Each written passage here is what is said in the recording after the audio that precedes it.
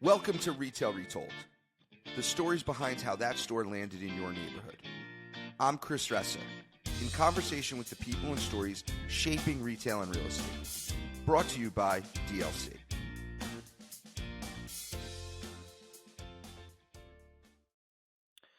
Welcome to Retail Retold, everyone. Today I'm joined by Carla Hinson, the Vice President of Solutions at MRI. I'm excited for her to be here. Welcome to the show. Thank you, Chris. I'm excited to be here. So, Carla, why don't you tell the audience a little bit about who you are and what you do? Sure. Well, as you said, I'm Carla Hinson. I'm Vice President of Solutions at MRI Software. And in that role, I really focus on our strategy and our go-to-market side of things. So I have the luxury of getting involved in all of our products across a wide variety of our businesses. We do support clients across multiple segments. So we have our living, which is a conventional residential, but then also affordable and public housing. We have at work, which is more of our commercial real estate side, and then at work for occupiers, which is more of our larger tenant occupier side of our business. I've been at MRI for 3 years, but I've been in the industry for over 25 years, so quite a while. And I have a pretty broad background across many products, serving different parts of real estate, from retail to corporate to service providers. Got a lot of different things in my background. Awesome. So, why don't you tell us a little bit about, for those who don't know, who MRI is, what MRI does, and, a little bit, what maybe they're known for? Sure. So at MRI Software, we're known for property management. We help our commercial clients with the property managers. We provide products for them to make their jobs easier and to really help them attract and retain tenants. We do the same thing for our living clients. So we handle the full life cycle that the living tenants experience, from the application process all the way through paying rent. And then we also support the occupier world, which is more of the larger tenant side. So we have multiple products that will support facilities management, leasing, which is more the payable side for occupiers. We have been in this business for over 53 years now, but we are constantly innovating. We're heavy in AI, which we'll talk a little bit about a piece of that shortly. And we're really focused on making sure that our clients can get to the data they need when they need it. So, for those who don't know, the episode's going to be the top 3 things you didn't know about foot traffic. But before we get into that, you mentioned AI, so forget about work. Are you using AI a lot? Yes. We're using No, AI no, not for MRI, oh, you. personally. Yeah. Oh, yes. I mean, oh, come on, aren't we all now? I mean, Chat No, most GPT's people are changed not. our life. They're not. Well, I would say it's really around that whole idea of new tech coming in and what your expectations are. And I think when AI came in, everybody had expectations way high in our personal lives, even, right? It was going to do everything for us. And then we got a little disillusioned because there seems so much and it's moving so fast and changing. But I jumped right on the bandwagon. So I use Chat GPT frequently, and other products that are similar to that. Really love the generative AI approach, where I can ask questions and keep refining what I'm trying to find out. So in my personal life, I absolutely do use AI. I think there's a lot of products out there that we probably download onto our phones every day that are using AI. We probably don't even think about it now. It's just happening. Yeah, I use ChatGPT every day now. But Yeah. I always ask someone when I meet someone or I'm just talking to someone, are you using AI? And 99% of the time the person is saying, you mean personally or like the company I work for? I mean you personally. And 99% of the time I get the answer is no. Like 9.9. You're like one of the few that I get that's actually using it. So, and what I try to do is, like, whatever I'm doing, I try to go, could I use ChatGPT or Gemini or whatever to do this for me? Mhm. And so I'm trying to learn, and I'm also trying to learn the best ways to prompt the artificial intelligence, because if you put a Yeah. prompt in, and you're not used to it, you could get a pretty terrible response back. And Yes. so your prompt has to be really good in order to get really good information out of the system. So learning some of the good prompts and how to get that to give you something that makes sense is important. So, but I mean, what the things you don't think about it can do, which is really like, if you had a proposal with a client, you could put it in the system and say, redline this for me. Oh yeah. You could create a outline of something and go generate a PowerPoint based on this outline, and boom. Oh, Uh, 100%. We there's just like, did that the other day to try out some new functionality we were having fun with, and we did that. We took one graph and had to take insights from that graph and create an eight-page deck it's that was crazy. perfect. Yeah. It's It's crazy. it's amazing. I also think again that there's so much AI that's getting embedded in things that it's becoming a little second nature. So there's probably a lot when people are using it, they don't realize just because the apps and things they're using actually have AI embedded in them. So in the personal lives, I also find what's interesting about AI to me is that previously, years ago, new tech, we were informed by new tech from work, really, right? And then as things have progressed with everything being in our phones and apps and everything everywhere, our expectations of tech are actually coming from our personal lives and coming into the workplace now, which is a real shift over the Interesting. years. And so I think that is making it a little bit easier for new tech.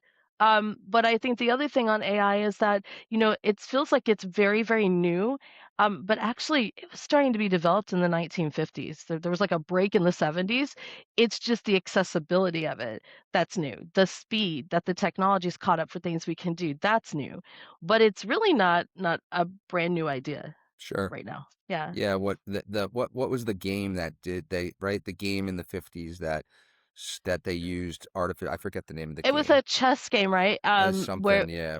originally, and I just find that I find that so interesting because when I talk about AI, I'll talk more about sometimes kind of just stepping into AI, right? Just kind of being new to it, and a little bit of that fear factor about how new it is, and it's a hot topic right now, but kind of taking it back to reality of how long it's been in flight. I think it helps, right? It helps with that little bit of fear of new technology. Should we trust it? I mean, obviously, number one thing personally and in MRI is security around it. So really understanding when you're putting something out there, where's it going? Do you have your kind of private version of that? We have our own company versions of things like Copilot that we use that's internal for us. And I think there's a little bit of fear around that and making sure that everyone understands the security around it as well. Um, cool. So let's get into our topic. Let's talk about the top three things you didn't know about foot traffic. Let's talk about number three. What's number three?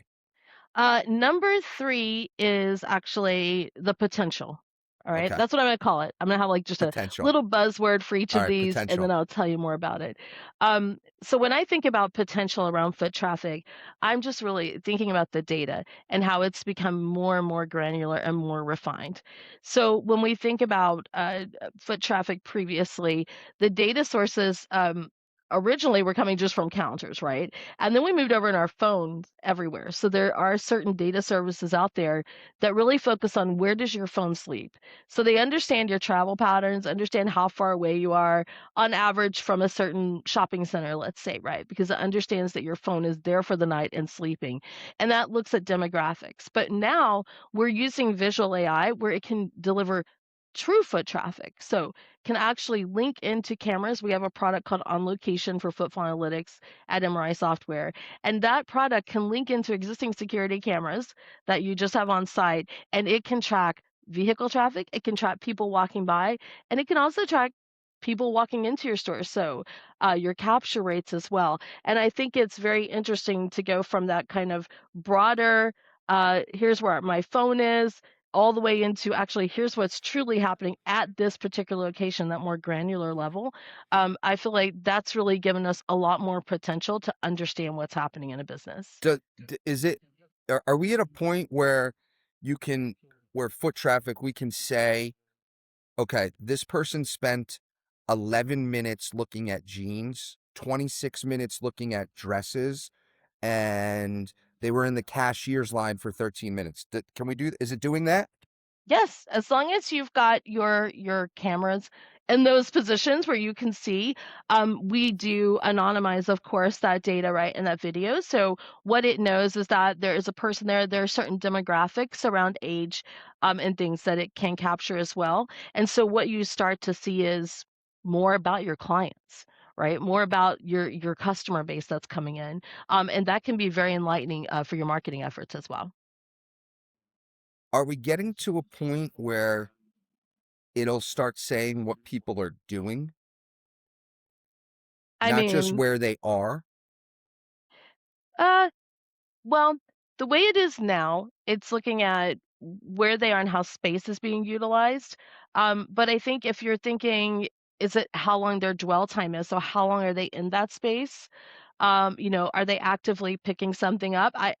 When they're shopping, for example, I think we will get to that. That is fully within our capabilities. It's really just what does that information tell us? Is it more important to know the dwell times? Is it more important to focus on are they picking something up? Then you need to know, are they putting it back? What kind of, if you really want to kind of take that to the next level, I think we will get there absolutely.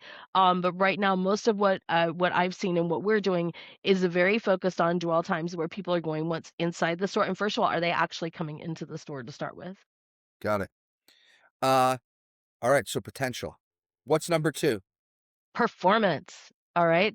What do we all care about? So that's great data to have. It's great to understand people are walking by or coming into the store. But what really matters is capture rates, right? So understanding people walking by a store versus entering your store. And also if you make changes, is that impacting your capture rates? Did it work? Are you getting more people inside? Do you kind of have that curbside appeal that makes them want to come in? Are you getting fewer people in? And when you take that data and you compare it to the average revenue um, per client, you can actually see those changes. You can now set targets for your capture rate because you can see how they will impact your revenue. But you've really got to kind of have that baseline first, and then a way to measure who's actually coming into your store.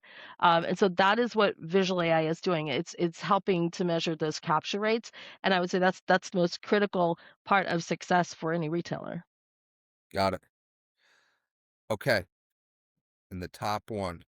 What's the number one? We got some potential and performance. It's the number one thing you didn't know about foot traffic.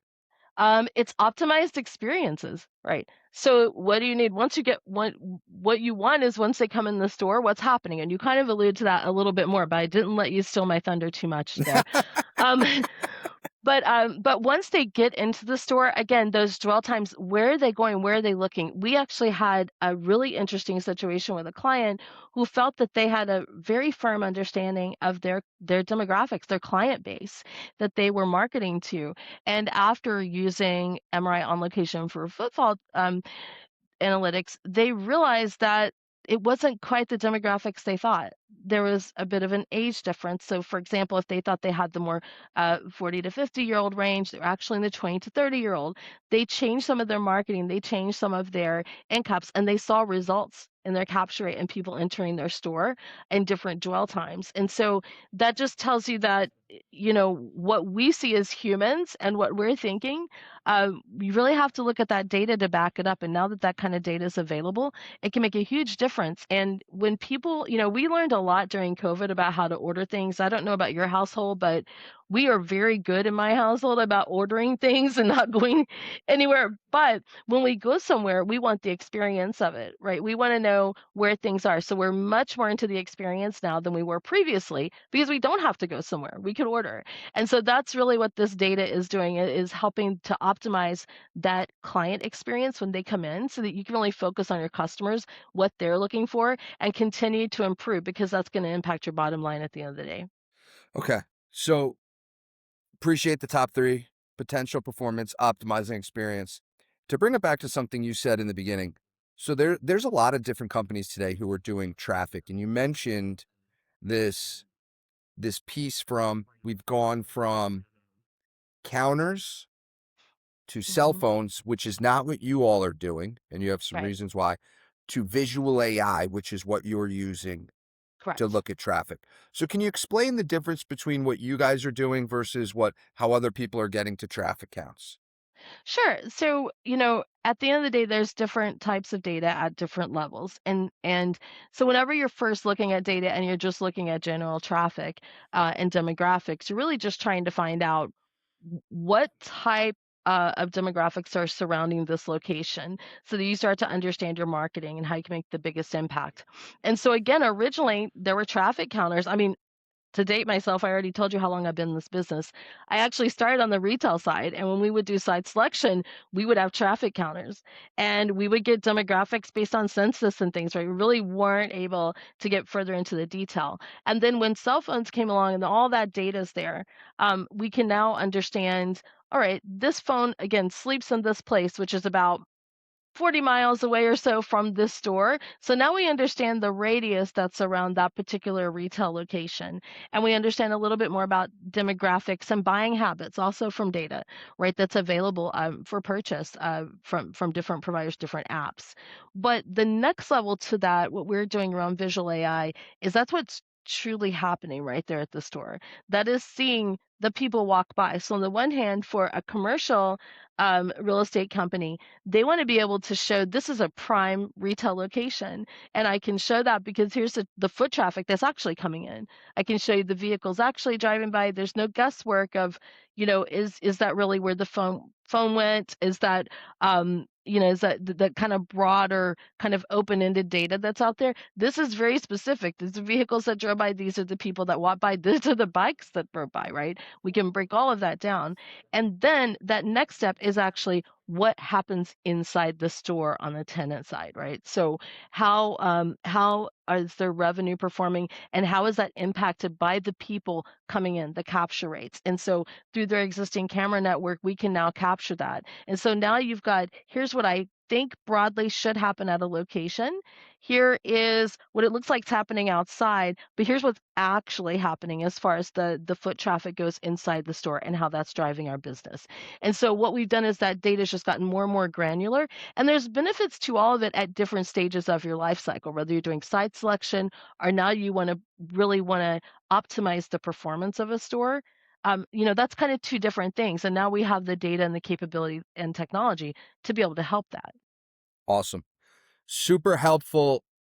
Really appreciate your time here today, Carla. Anything else you want to add that we didn't talk about that we should have touched down or I should have asked you? Um, I was trying to think about that. I've talked a lot about retail today, but don't forget, space usage is also very important in the office spaces as well. So if you have cameras, you can use visual AI to understand that too. So just kind of understanding traffic flows and what areas are getting highest use and which aren't, because maybe you want to change something there. So I think we're just now starting to tap the potential of this type of data, and I'm pretty excited about it. But I know I'm a nerd, but I'm very excited about it. Awesome. Well, caller, thank you so much for coming on today. This was super helpful. Really appreciate it. And yeah. So just stay on 1 second. This fancy platform has to upload. So hold on 1 sec. Okay, perfect. Appreciate you watching. Hit subscribe. See you in the next one.